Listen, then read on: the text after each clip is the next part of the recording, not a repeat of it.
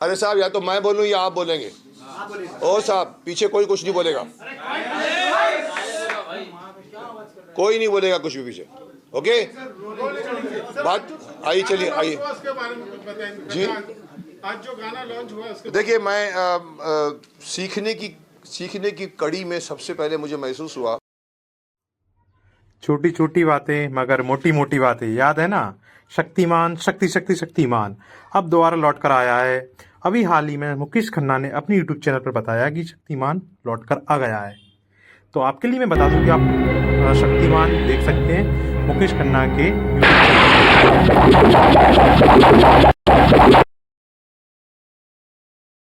Second रुक जाओ, क्यों बोलते हैं आप लोग? ओए, कौन बोल रहे हैं वहां पर? अरे जानवर लोग हो यार, यार आप लोग कितने भी सीनियर हो, जस्ट कीप क्वाइट। आपने मुझे बुलाया बोलने के लिए ना, सुनते क्यों नहीं आप लोग? फिर जो बात करनी है बाहर लेके जाओ ना। रोलिंग सर, थोड़ी सी शिष्टता रखो आप लोग। सर गाने के बारे में बता रहे जी देखिए, मैंने जो कहा है कि मैं सुपर टीचर बनकर मैं अपने आप को फिर से लेकर आया हूँ। शक्तिमान में जो मारामारी होगी, जो एक्शंस होंगे वो आएंगे। फिल्म तो बन रही है, कौन शक्तिमान बनेगा मुझे ही नहीं मालूम, मैं आपको जवाब नहीं दे सकता। लेकिन मुझे ये लगा कि बच्चों को सिखाना जितना मेरा हक है शायद नए शक्तिमान का नहीं होगा, क्योंकि उन्होंने कुछ नहीं किया है बच्चों के साथ दोस्ती। एक ज़माने में मुझे याद है जब मैं शक्तिमान का कॉन्सेप्ट लेकर मैं धीरेन्द्र ब्रह्मचारी के गुरु थे, उनके पास मैं लेकर गया था ये पूछने के लिए कि कुंडलिनी होती है कि नहीं। उन्होंने कहा होती है साहब कुंडलिनी के वो। उन्होंने मुझे कहा था मुकेश जी आप ऐसा कर, 80-90 साल के सीधे बैठे हुए थे, बोला ऐसा करिए मुकेश जी बच्चों को योगा सिखाइए।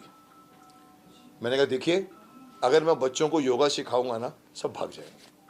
पहले उनको दोस्त बनाने दीजिए, चॉकलेट देने दीजिए, उसके बाद जब वो बैठ जाएंगे तो मैं कुंडलिनी की बात करूँगा तभी सुनेंगे।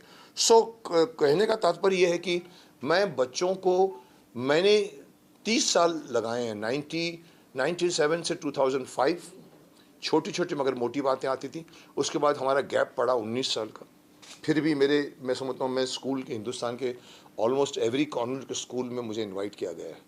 और बच्चों से, अभी कल ही मैं जयपुर अजमेर के स्कूल से आया हूँ, प्रेसिडेंसी स्कूल से, और वहाँ भी यही बातें निकली कि बच्चे लोगों को आप थोड़ी सी नैतिकता की शिक्षा दीजिए। मैंने कहा साहब बहुत ज़रूरत है। ये गाना बनाने का तात्पर्य ये था कि चलो पहले सबसे पहले शुरुआत करते हैं। बहुत सी बातें आज बच्चों को बताने के लिए, बहुत सारी बातें। मैंने कहा क्रांतिकारियों का एक एंगल है जिसके लिए हम फाइट कर रहे हैं। जय हिंद अभियान में मैं हूँ, जुड़ा हुआ हूँ। हम 8 साल से क्रांतिकारियों को शहीदों का दर्जा दिलाने के लिए सरकार से लड़ रहे हैं। तो मुझे लगा कि 10 में से 8 बच्चों को नहीं मालूम पड़ता कि अशफाकुल्लाह खान कौन था। तुर्रम खान, हम तुर्रम बताया, क्या तुर्रम बन रहे हो तुम, तुर्रम खान बन रहे हो। किसी को मालूम है तुर्रम खान एक क्रांतिकारी था हैदराबाद से? नहीं मालूम। बिरसा मुंडा से लेकर जितने भी नाम आप गिनाना शुरू करो। हमने कहा चलो पहेली के थ्रू हम बच्चों से शक्तिमान पूछेगा। फिर मैंने कहा चलो एक काम करते हैं, मैं ही गाता हूँ इसको। फिर हमको लगा चलो शक्तिमान की कॉस्ट्यूम ऐड करते हैं। पहले शक्तिमान दिमाग में नहीं था, पर मुझे लगा कि शक्तिमान अगर बच्चों से पूछेगा तो 97 की मेमोरी ताज़ा हो जाएगी, और वो जो बच्चे सीखते थे उस ज़माने में और आज के बच्चे भी सीखेंगे। इसीलिए ये गाना बनाया है। आज़ादी के वीरों की ये कथा सुहानी लगती है, लाख छुपाया जाए जानी पहचानी लगती है। ये मैंने धृष्टता करके अपनी आवाज़ दी है। और गाना शक्तिमान की जब भी हम कल्पना करते हैं तो जी। मुकेश खन्ना के अलावा हमारे जहन में कोई आता ही नहीं है। आज कई फिल्में बनाने की कोशिश की जा रही है शक्तिमान को लेकर। सर आप ही खुद क्यों नहीं फिल्म बना लेते हैं? नहीं, बना लेते का मतलब क्या साहब, मैं ही बना रहा हूँ। आपको शायद अभी तक मालूम नहीं है, मैं ही बना रहा हूँ सोनी के साथ मिलकर।